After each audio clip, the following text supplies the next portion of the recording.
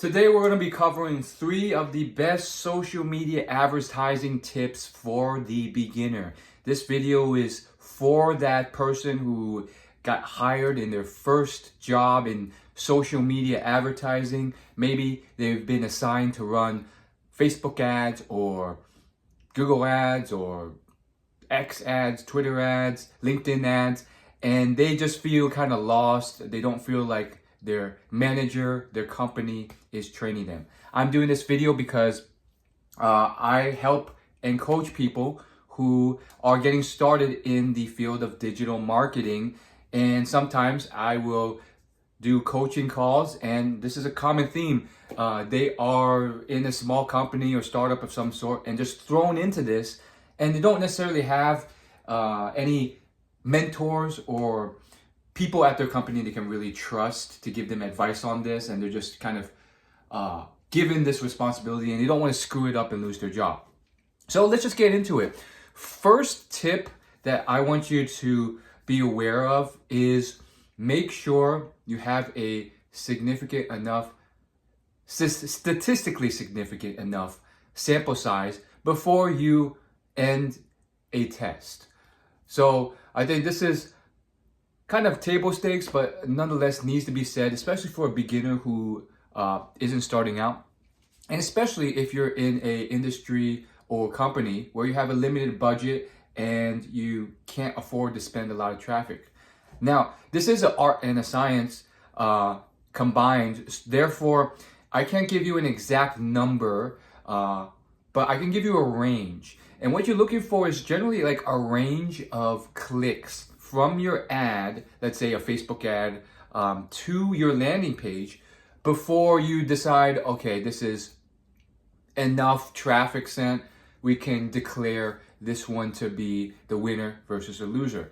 Now, well, if you have a bunch of traffic, you could just throw this into a free statistical significance calculator online and then find out which test in the A/B test won. But usually, if you're a small business, you can't do this. So one thing I've uncovered in my 9 years of experience is this thing called a 25 click test.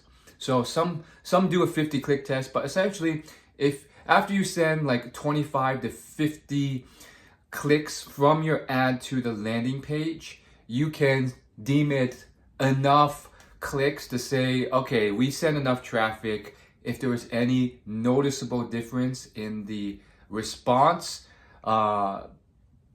we can declare a winner at this point. The main thought process behind this is that when you have too small a sample size, there could be random variances that can influence your results so that you can't make a conclusive conclusion about it. I mean, think about if I just talked to 5 random people on the street. That's not a large sample size. If they happen to be just extremely weird people, I can make conclusions about humans in general if those were the first 5 humans I've ever talked to, or I can make conclusions about maybe a certain product I pitched them, but those conclusions are not consistent or reliable because the sample size was so small that I could have just talked to some really weird people that don't represent the average people that I would want to talk to typically and their behaviors. So in a similar way, make sure you have a decent sample size before you draw conclusions. I think it's beginner but easy and common to kind of jump to a winner before you're ready. Number 2, master the metrics that you need to look at. Now, with these ad platforms, there's so many metrics you can potentially choose that it can be confusing and overwhelming to essentially identify who exactly is winning or losing an experiment. So I recommend a few metrics, and you'll notice that this is something that a lot of blogs and gurus will say similar stuff, and there is overlap. So this is an area where you can kind of trust a lot of those blogs, but like kind of look for like no more than like 5 metrics. You really don't need more than 5. Let's start with 5 because then the others will kind of start to overwhelm you. So one thing I look for is click-through rate from the ad to your website. Another thing I look for is conversion rate, which is the percentage of visitors from your landing page that actually purchase or convert into a lead on that landing page, whatever that call to action is. The third one I look for is the cost per result of the entire campaign that you're running. So let's say you did a spring campaign. Okay, what is the total cost you spent and how many leads did you get for that? So you can do number of leads divided by cost, or excuse me, cost divided by number of leads. Cost divided by number of leads will get you the average cost to acquire a lead. So those are some big three things. I also look for the number of clicks, as mentioned before. And then a fifth one you could throw in there is the cost per click. And you can break some of these numbers, especially the cost per click or the cost per lead, down by the specific ad that you're running or the specific ad set you're running, if you're using something like Facebook ads. And thereby you can use these metrics to define which ad creative or which ad set audience you're targeting is most effective. And then the third and last tip I have for you is practice makes perfect. Your first month, maybe even your third month, can seem a bit overwhelming. It may feel like you're drinking from a fire hose, or it may seem like you're just taking it so slow to really understand everything and really get to know all the things in the platform.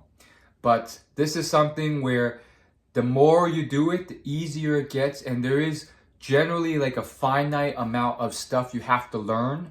So if you can just stick with it, stay consistent, and keep practicing and using the interface, sooner or later it will become like the back of your hand. You will know it that well.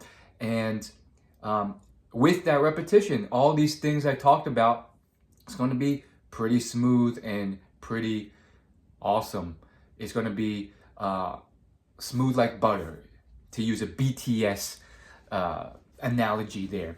Now, I would say if you want more tips like this, or if you want free coaching, like and subscribe to this video, and then join my free email newsletter, which is linked down below. You get a freebie, which basically teaches you if a marketing analyst is the job for you. That's another job I've had over these years. And yeah, you get all this free stuff for free, including free coaching sessions to help you get to your dream job. Guys, social media advertising is not as difficult as it may seem. It may seem like this giant scary monster, but you can achieve success with it. Thank you so much for watching. See you in the next video.